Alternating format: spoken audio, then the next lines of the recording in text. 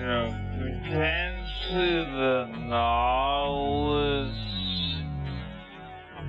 but they could have gone for the Nami, which I really wouldn't have liked that much in this draft at all. They decided to just go for more single target. Cannons missed on both sides of the rift. The bottom lane could also be called the Babysitter's Club, as we do have both junglers here as well. Well, there's the shape splitter getting hooked here by Polo, looking for a little bit of an angle as the dash forward comes in from Cuz, gets his shield as in comes BDD, finds the shove onto Sponge, but he's pulled back potentially into range as there's the Glacial Prison, and Cuz is going to get taken down. Taeyeon! That she has a lot more flexibility in this game than you would otherwise like. Cuz is going to try to start these grubs up with some support from his top laner, as Prio. Oh, close. It's going to be perfect. That locks it down, so KT will at least be able to get two of these.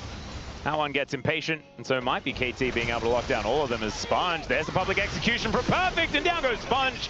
That's going to be a free. Can be a bit of an issue, so something to keep in mind here with this game state. Realm Warp, speaking of. Yeah, how does KT get out of this? Well, maybe they just definitely don't. That's a decent way to do it, though, as Polo has the depth charge, but still, he is very, very dead. Cuz is making his way over, and BDD is there, but I just don't think they're going to be able to help, as this turret very, very low. Now the Weaver's Wall comes in. There's a Pop Blossom setup. They do find just Cuz. Seismic Shove though throws him into the wall, and BDD is throwing so many rocks. Still he has to flash away, and Cuz is dead. And the arc It sets this up.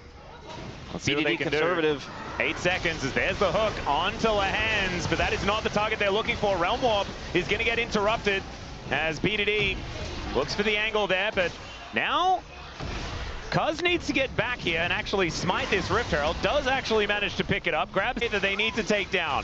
Team fight Herald. Yeah, let's see whether he can make that one work, as the Pop Blossom not exactly doing too much here, but Lehends is able to buy a whole lot of space, and there is that soul point. They take down Lehends. Let's see whether this team fight is actually going to work out here, though, as Kingen goes into that front line. Scout is shoved back. Kingen running amok, but he is still just dead, and it's a double.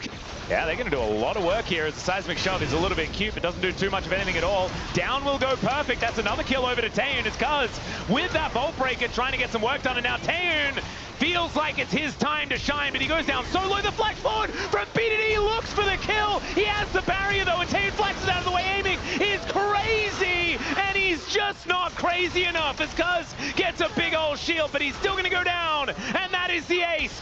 They needed to kill Taeyeon. Again, the turret is still active. It is still aggroed. And aiming, you know, he cannot actually take out this Yunara despite his best attempts here.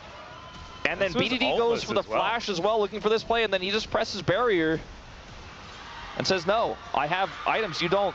My God, that was ridiculous. He just has enough mana as well to make that play work.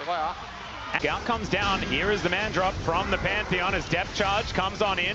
Lehends with the Pop Blossom connects it onto everyone as BDD gets a big old shield. Is going to be the first one to go down as Polo taken out next. And perfect. He's like, yeah, no, I'd prefer not to. Let's just get out of here. And look, he's not going to be allowed to. Doesn't have flash for a few more seconds. I don't think it saves him anyways. Could just try to buy time. Yeah, you know, we talk about tempo vibes a lot. Yeah. We don't talk about temp as fast as he can, but this Baron is just gone. Sorry, they wish they could watch it burn. Yeah, KT are a little bit too late as there's the delivery of the Pantheon and the Aatrox into the backline. Kingen buying so much space. He may go down, but I don't know whether it's going to be enough to actually save the fight here for KT. As aiming was frontlining, and BDD is now alone trying to deal with this menace of an Ongshim comp. This comp isn't going to work. I just think we go back to the drawing board for game number 2. I think KT fans shouldn't think, well, this is going to be a 0-3 for us after this one, but certainly going to be a 0-1. It's certainly that, as there's a Pop Blossom onto 2. Down goes BDD to start this one off, as I think Lehends, he's a man true to his word. He said that he was going to kill BDD. I think that one counts, even if he didn't get the last hit. As aiming trying to get a couple of kills back here, Cuz does manage to take down the Yunara, but like we said, there's plenty of carry left on this team, and it's a triple here for Scout. 6-1 Look at their and score 13. Absolutely revolting. Same In fact, score both of line. them. Yeah, that's kind of ridiculous. And it's, they finally got Taeyun, but it's Taeyun for Nexus Atlas. Yeah, and it's not a trade that you really want to take here as KT. 7,000, by the way, was the Rebel Baron power play there for Nongshim. And KT reeling after that one. That was utter domination. I do think that there is a lot to be discussed in terms of that final Nautilus pick, but onto him after they pushed Scout away in the mid lane. Those were the two opportunities. BDD was the only one who was able to start anything in this game, and he did the most damage on his team, which is no shock, and was the only one who was able to